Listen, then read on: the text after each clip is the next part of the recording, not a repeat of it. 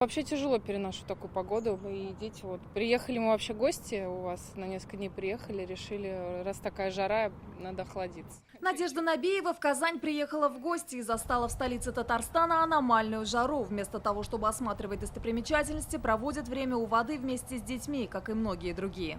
Лето оно должно быть летом, но вот чересчур, конечно, вот этот зной дает о себе знать. Погода хорошая, отдыхать можно с семьей. Только жарко, ничего не растет. В огородах, на дачах ничего не растет. Спасаемся холодной водой, напитками.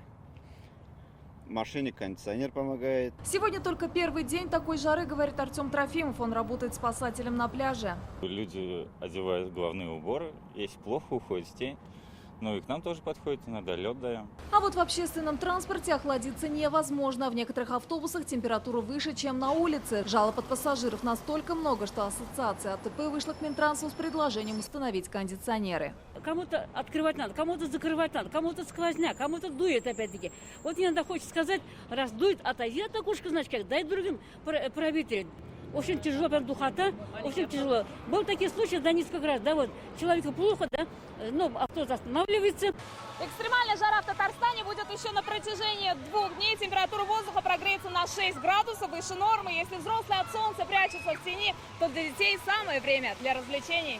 Фонтан в парке Горького – спасение для детей. В такой день и мороженое вкуснее, говорят они. А вот пожилым тяжелее всего. Для них самая комфортная температура воздуха – около 23 градусов тепла. Из-за аномальной жары рост обращений к медикам. И давление скачет, и сердце шалит. Обращаются в основном с повышенным или пониженным артериальным давлением, проблемами с сердцем, неврологическими заболеваниями.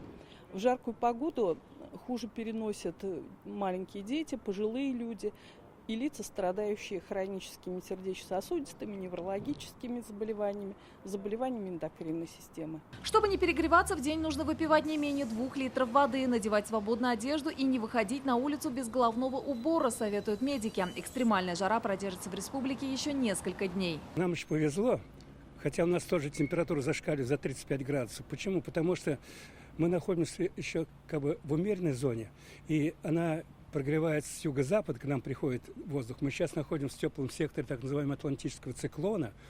Вот. А то, что, скажем, южнее наша страна находится, там вообще за 45 градусов уже зашкаливает. Когда ожидается прохождение фронтальной зоны активной через нашу республику, она, кстати говоря, проходит через Москву, и там много бед натворила. Там опять-таки огромное количество осадков выпадает. Эти фронтальные зоны и циклоны, которые идут к нам с запада, они все-таки приходят к нам в заметно ослабленном виде. И поэтому тех всех неприятностей, как правило, мы избегаем. Из-за жары в столице перенесли на вечер и массовые мероприятия. Через пару дней станет свежее, говорят синоптики. В начале недели ожидается до 25 градусов тепла. Нафиса Минязова, Вадим Илларионов, ТНВ, Казань.